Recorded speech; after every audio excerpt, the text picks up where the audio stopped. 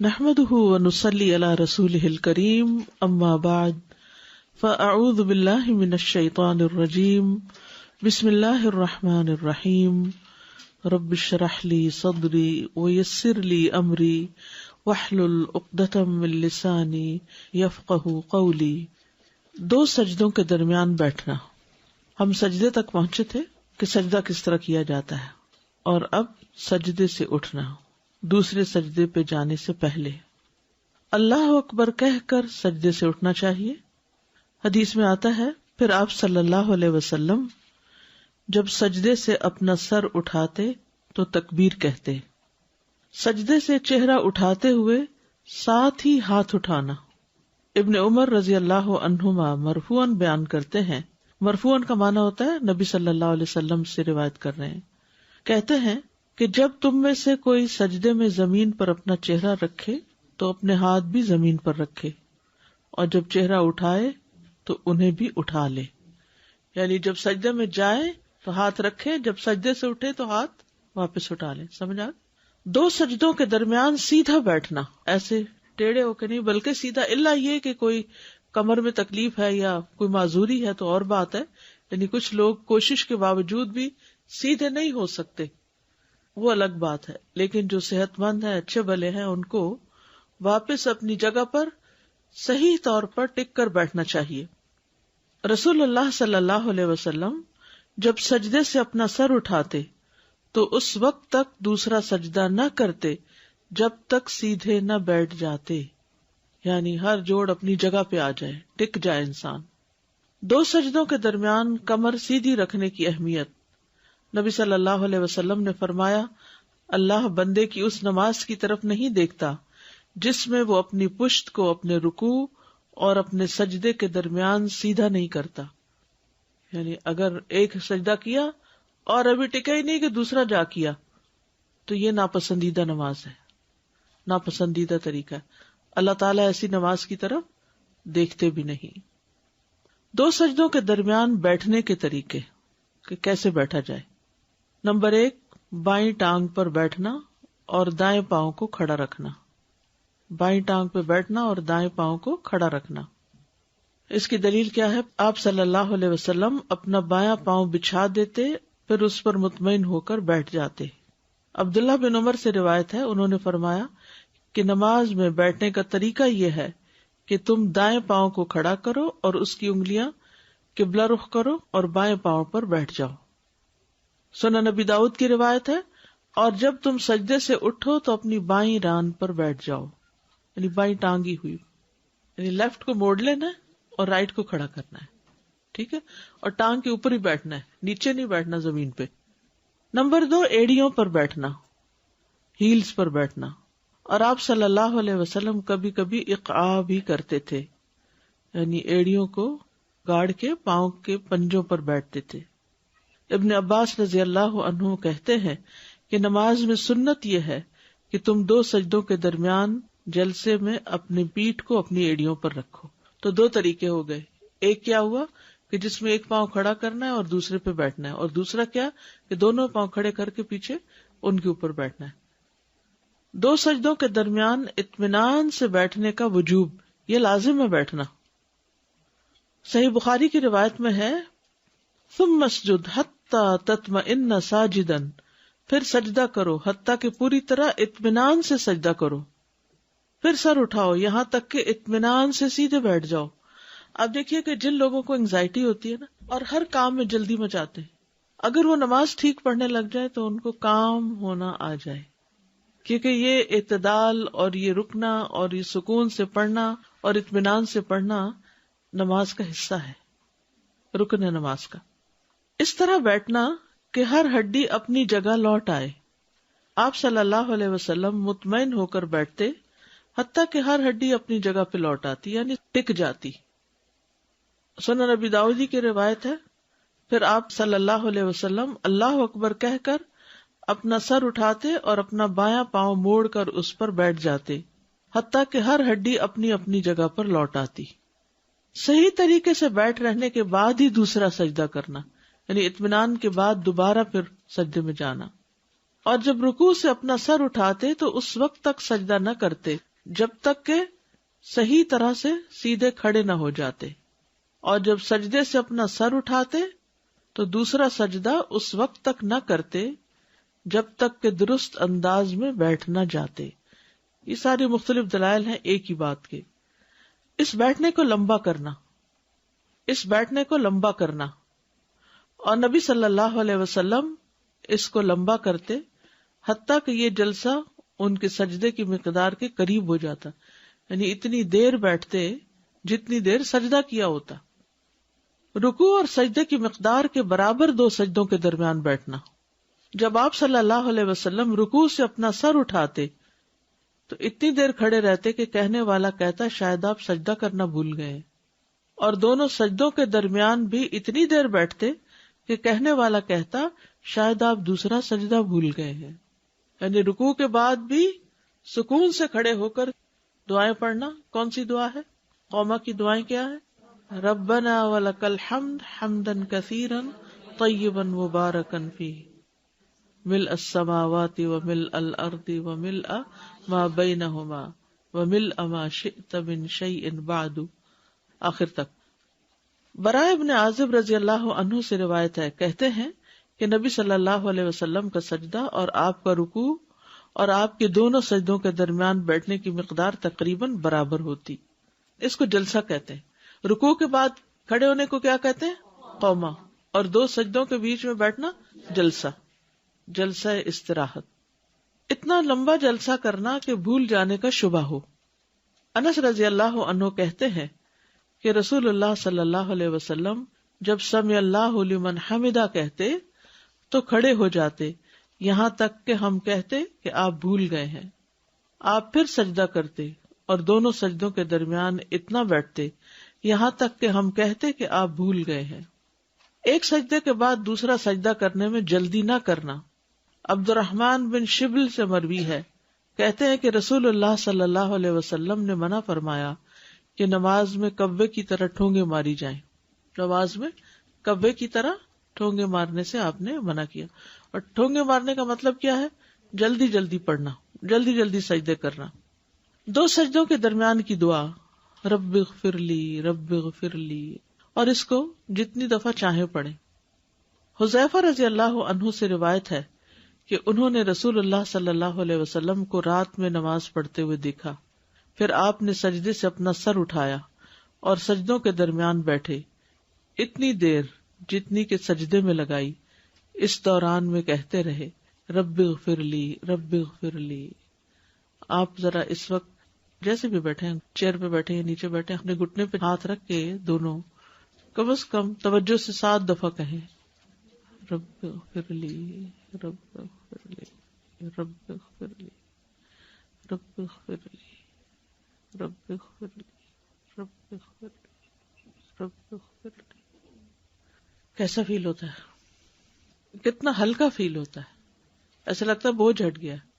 بخشش کی دعا ہے نا، گناہ بوجھ ہے، دل پہ بوجھ ہے، انسان کے جسم پہ ایک طرح کا بوجھ ہے، انسان کے اندر وہ چستی، وہ قوت وہ محسوس نہیں ہوتی جب گناہوں کا احساس ہوتا ہے۔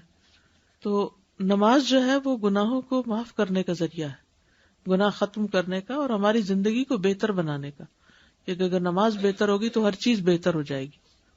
لیکن شرط کیا ہے اس میں؟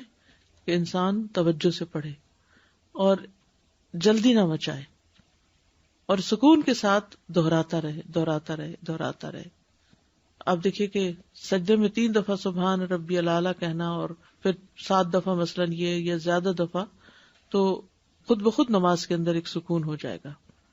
سازا ایسا فیل ہو رہا ہے کہ ابھی تک کیا کر رہے تھے، مطلب کبھی ٹھہرے تو نہیں بیچ میں 2 سجدوں کے درمیان، اور نہ ہی بس ایک بوجھ اتارنے والی بات کرتے ہیں کہ نماز کا وقت ہو گیا، ایک بوجھ سا محسوس ہو رہا ہے، جلدی سے اسے اتار دو، حالانکہ نماز تو ہمارے بوجھ اتارنے کے لیے۔ لیکن کیوں ہمیں شروع سے یہ نہیں سمجھایا گیا؟ کسی سلیبس میں نہیں ہے، کسی اسکول میں نہیں ہے، کسی اسلامک اسکول میں نہیں ہے، بالکل کسی اسلامک مدرسے میں نہیں ہے جس میں یہ سکون سکھایا گیا ہو۔ کیا ہمارے پاس پہلے لوگوں کو یہ پتا نہیں تھا کہ ابھی نیا علم آیا ہے؟ یہ کتابیں تو ہمیشہ سے ہیں، جب سے اسلام آیا ہے، اور یہ احادیث کی کتابیں مدون ہوئی ہیں، علم تو موجود ہے، لیکن ایمانداری کے ساتھ بتائیے کہ ہم میں سے کتنے لوگوں نے ان کتابوں کو کبھی دیکھا بھی ہو.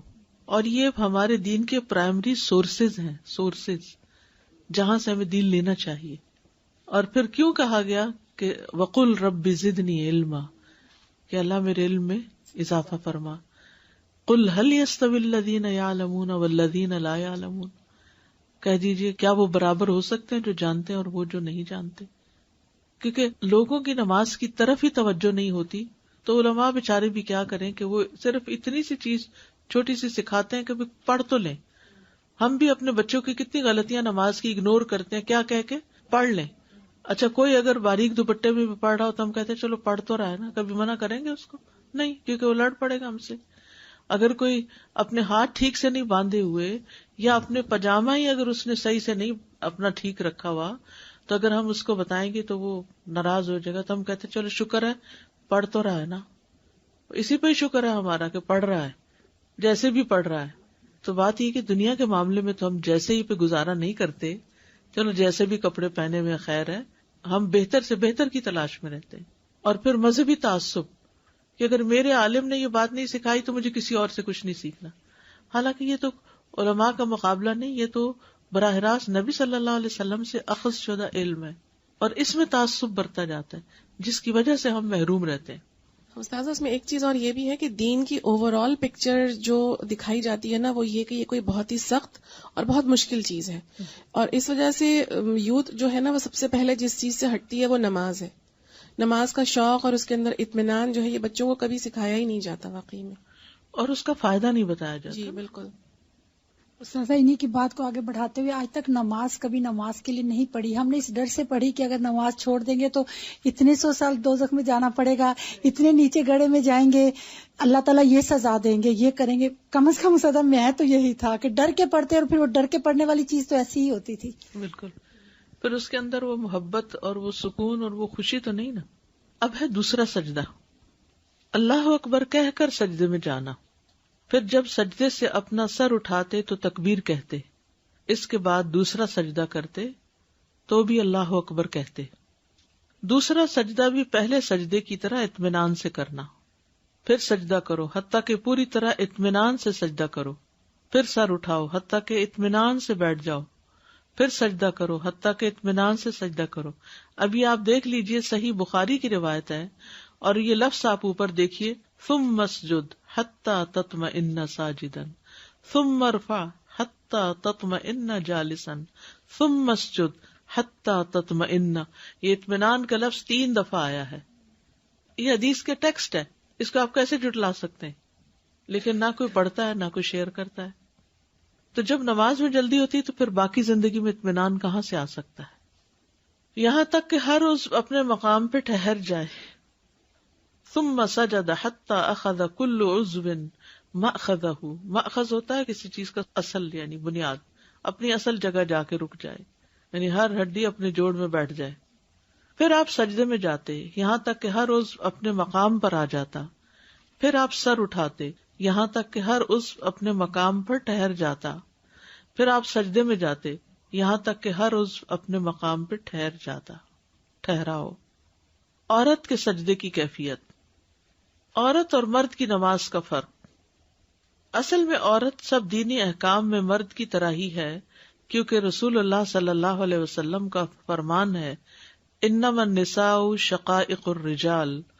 عورتیں مردوں کی شقائق ہیں. شقائق شقیق سے ہے، شقیق شقیقہ کہتے ہیں سگے بہن بھائی کو. جیسے بہن بھائیوں کے آپس میں حقوق برابر ہوتے ہیں، یعنی بہن بھائی ہونے کے ناطے، ایسے ہی انسان ہونے کے ناطے مرد اور عورتیں جو ہیں وہ ایک جیسے ہی ہیں، اور خصوصاً عبادات کے معاملے میں. لیکن اگر عورتوں کے متعلق کسی چیز میں خصوصیت کی دلیل مل جائے تو وہ اس میں مردوں سے مختلف ہوں گی. یعنی سب ایک ہی ہے سوائے اس کے کہ جہاں کوئی ایکسیپشنل چیز بتا دی جائے کہ ایسا نہیں ایسا کرنا ہے. مثلا نماز میں عورت اور مرد کا یہ فرق کہ عورت اپنے چہرے کے علاوہ باقی سب کچھ نماز میں چھپائے گی. یعنی سطر کا فرق ہے، مرد جو ہے اس کا سطر کم ہے، عورت کا زیادہ ہے نماز میں. کیونکہ رسول اللہ صلی اللہ علیہ وسلم کا فرمان ہے، اللہ تعالیٰ نوجوان عورت کی نماز اوڑھنی کے بغیر قبول نہیں کرتا.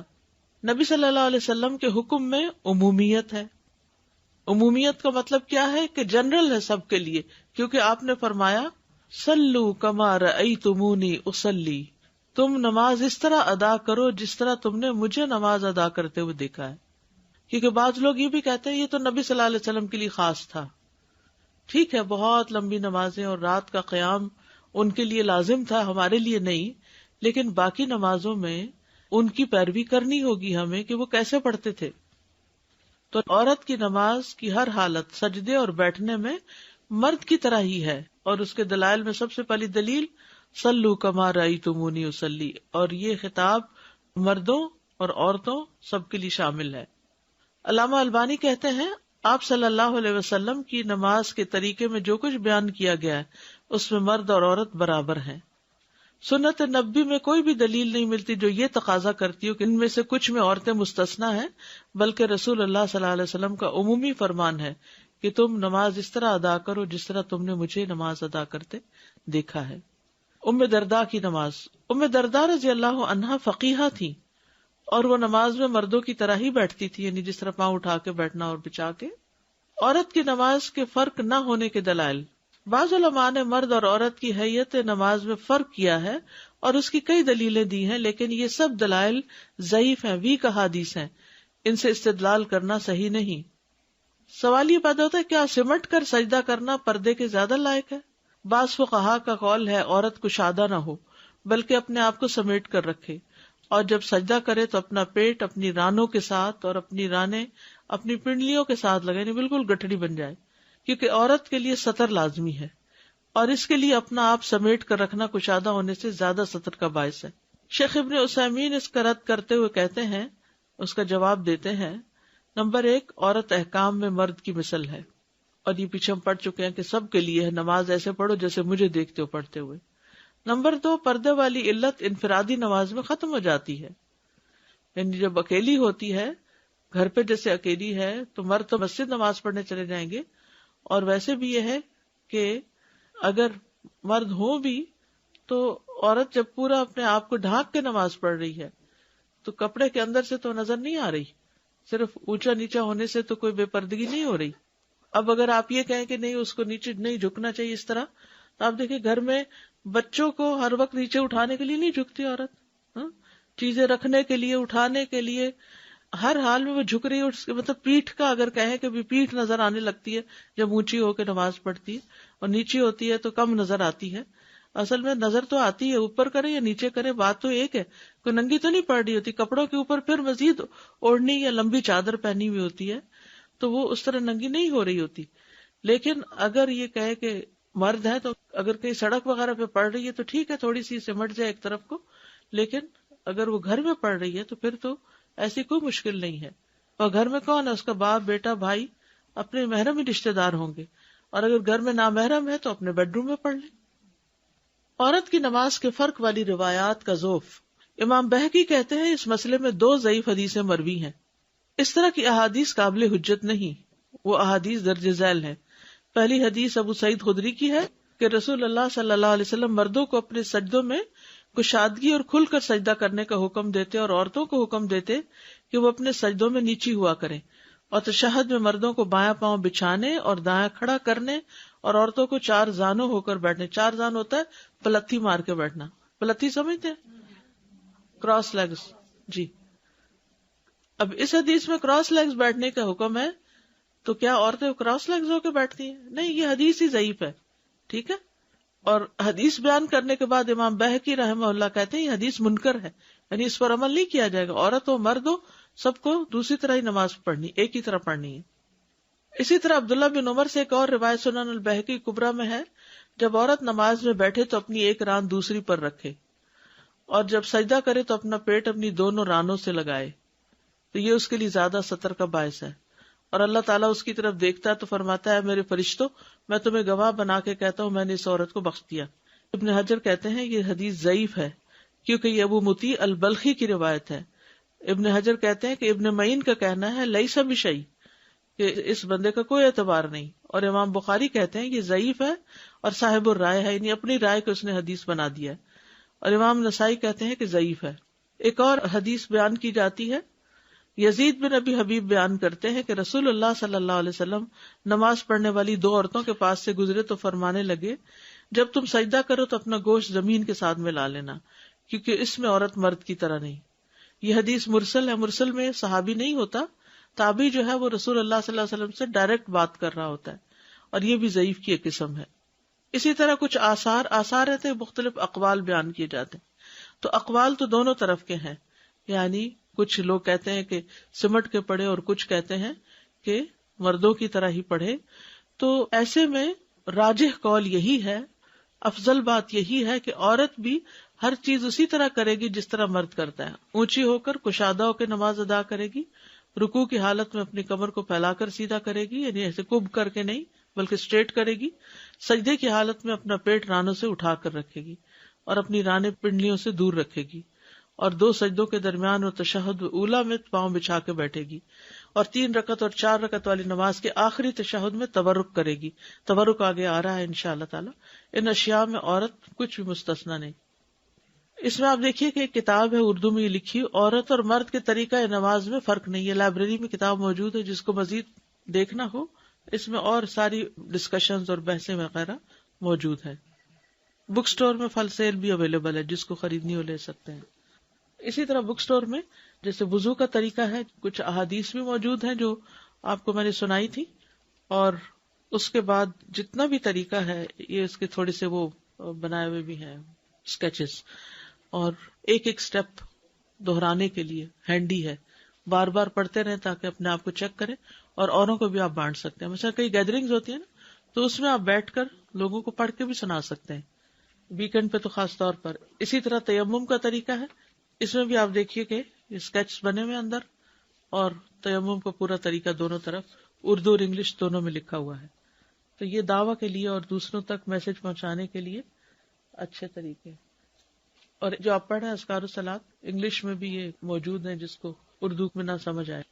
با جماعت نماز اور نماز فجر کے لیے کیسے بیدار، اس کا طریقہ.